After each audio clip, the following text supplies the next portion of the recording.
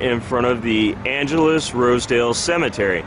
Now in the film it's actually two cemeteries that they use in order to make one, and I guess they chose this one because the front entranceway is more of your classic horror film, you know, or just more of a classic cemetery look than what they have at Hollywood Forever. You know, Hollywood Forever is a little bit too touristy, I guess, for an entranceway.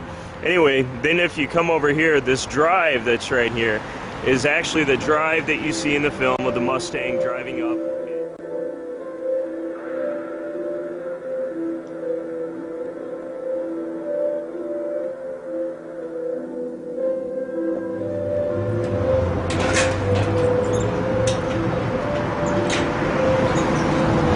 This is actually not the same gate that was in the film. If you go and you look at the film, I guess it looks like a sturdier gate than actually what they had back in 1981.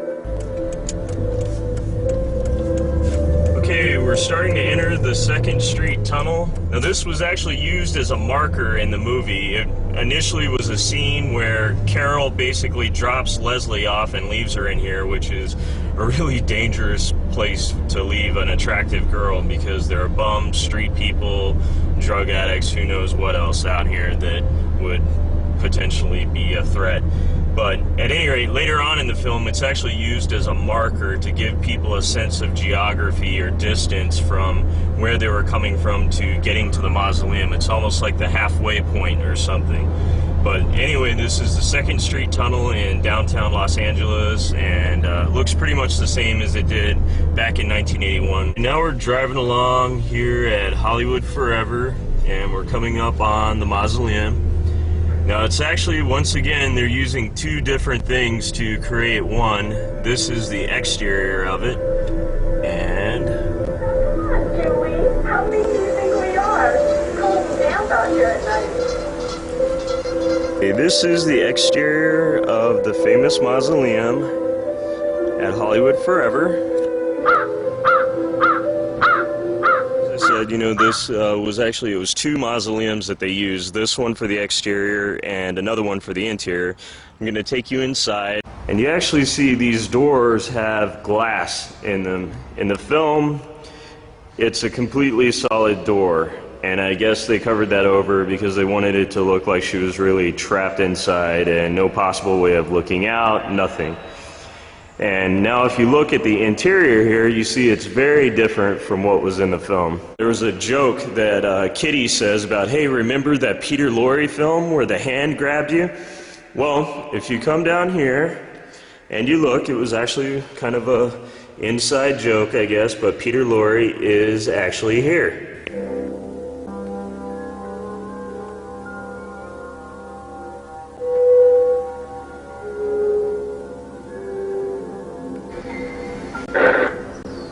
Okay, now the interior of this one is actually what was seen in the movie. I just wanted to show the outside to people. Hey, look, somebody left a tripod out here. I think we can use it. Come on.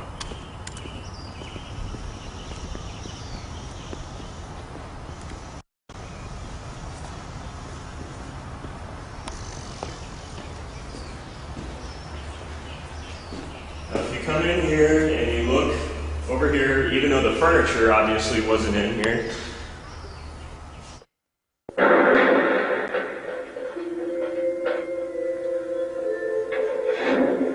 Go, come on.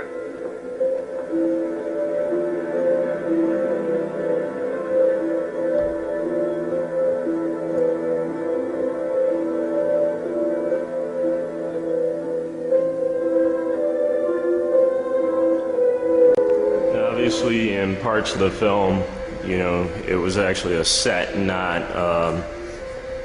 the real mausoleum, because you couldn't have exploding vaults, coffins sliding out in the real place. So they did a pretty good job, though, of making it match up. But one thing you'll probably notice in the film is the number of sections is higher in the real mausoleum as opposed to on the set, and probably just to save money. You know, they had it only go up so far on the set. But anyway, this is the interior, and that's basically about it.